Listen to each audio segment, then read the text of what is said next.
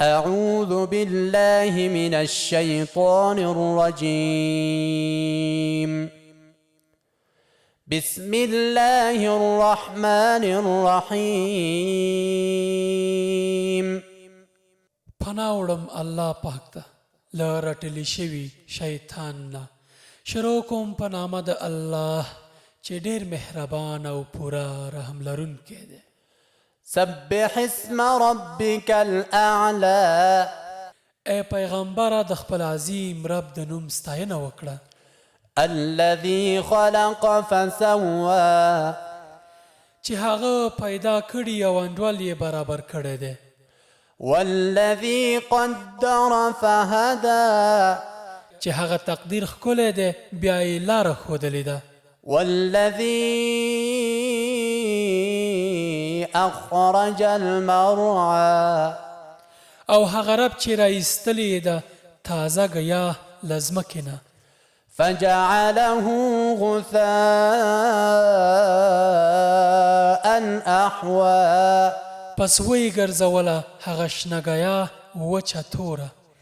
سنقرئك فلا تنسى إلا ما شاء الله. موږ به دغه قرآن د جبرائیل امین په ژبه تا ته ولولو او ته یې نه هېروي پرته له هغې چې د الله خوښه وي. إنه يعلم الجهر وما يخفى. او هغه پر ښکارو هم پوهیږي او پر هغه څه چې پټ دي پر هغوی هم پوهیږي. ونيسرك لليسرى. او موږ به تا ته د اسانه لارې اسانتیا درکړو یعنې دغه شریعت به درته اسانه کړو. فذكر إن نفعت الذكرى. نو ته نصیحت وکړه که نصیحت ګټور وي. سيذكر من يخشى. څوک چې ویریږي هغه نصیحت مني. ويتجنبها الأشقى. او هغه چې له دې په ډډه کیږي هغه زیات بدمرغه دی.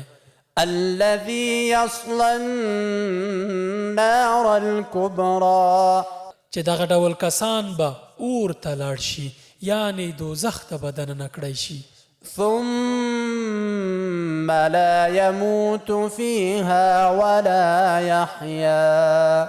بیا به په دغه دوزخ کې دوی نه مري او نه به ژوندي وي یعنې نه به راحت مومي او نه به دوی له ډېر عذابه مري بلکې همیشه به په ستونزو کې وي. قد أفلح من تزكى. خو بری وموند هغه چا چې سپېڅلتیا غوره کړه.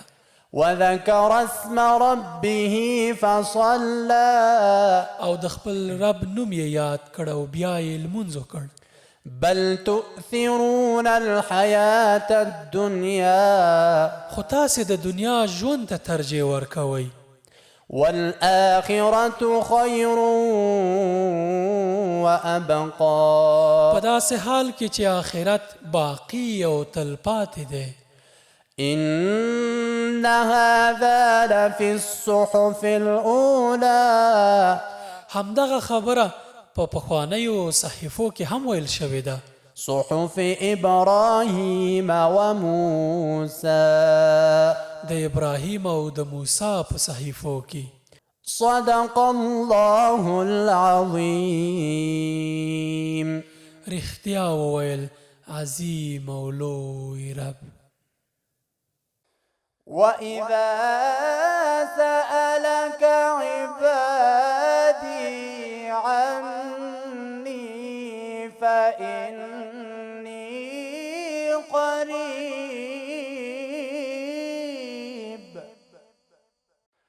أجيب دعوة الداع إذا دعاني فليستجيبوا